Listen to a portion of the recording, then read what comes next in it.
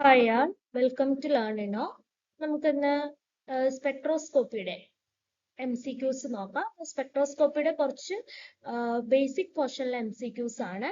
First question, what is the fundamental principle of spectroscopy? സ്പെക്ട്രോസ്കോപ്പിയുടെ fundamental ആയിട്ടുള്ള principle എന്താണ്?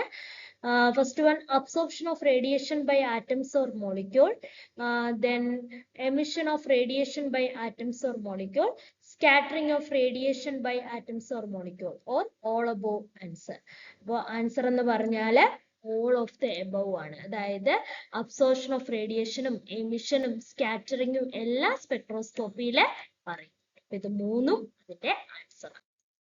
Next question, which type of spectroscopy involves the measurement of absorption of radiation by atoms? റേഡിയേഷനെ absorb ചെയ്തുകൊണ്ടുള്ള spectroscopy എന്താണ്?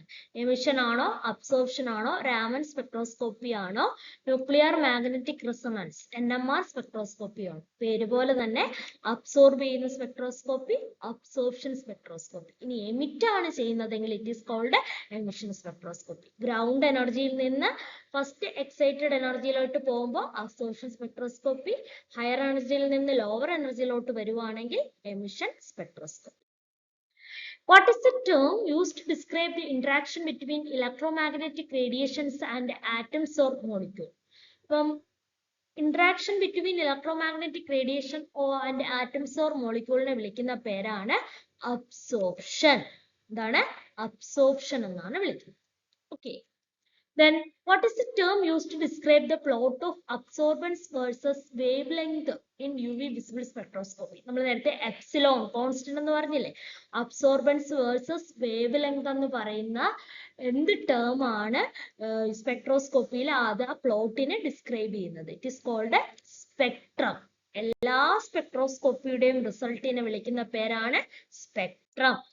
Which of the following is an application of UV visible spectroscopy?